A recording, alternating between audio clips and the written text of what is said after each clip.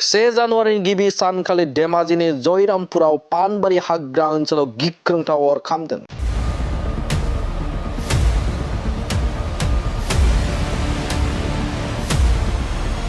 धेमाजिनि जयरामपुराव पानबारियाव बुधबारनि बेलासे 4 रिंगासोआव गिख्रंथाव अर खामदों।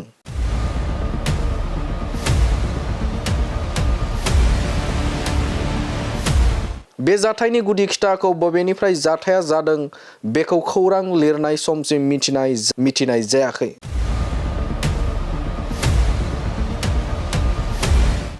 आन्दाज खालामनाय जादों दि बे जाथायखौ जियाधल पानबारियाव माखासे दुथांफोरा अजद होनानै खालामदोंमोन।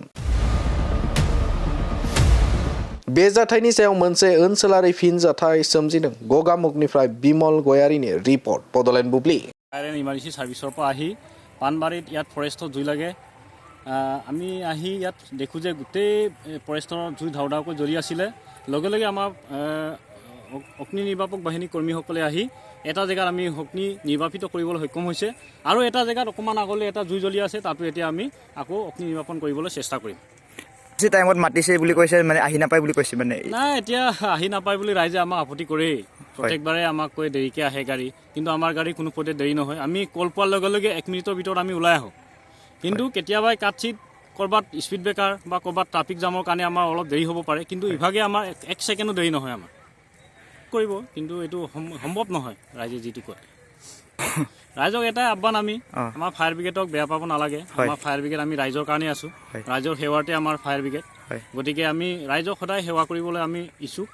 গতিকে আমি সদায় 1 মিনিটৰ ভিতৰতে ওলাই যাবলৈ ট্ৰাই কৰোঁ আৰু চেষ্টাও কৰোঁ আৰু ওলাইও যাওঁ। গতিকে ৰাইজে আমাক হেল্প কৰিব লাগে, য'তে নহওক। আমি এনি ফায়াৰ কলত আমাক ৰাইজে হেল্প কৰিব লাগে। ৰাইজলৈ এইটোৱে মোৰ আহ্বান। এইটো আজি বাগানে জুই লাগিলে, আপুনি কি ক'ব?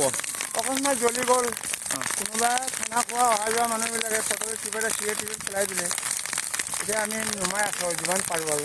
আপোনালোকৰ ফায়াৰ ব্ৰিগেডৰ মাতা হৈছে, আহি আছে। যিহেতু আপোনালোকে তেখেতৰ জীৱনত কেতিয়াও উন্নতি নহয়। বাগানটো জ্বলাই দিছে, তেখেতৰ জীৱনত উন্নতি নহয়।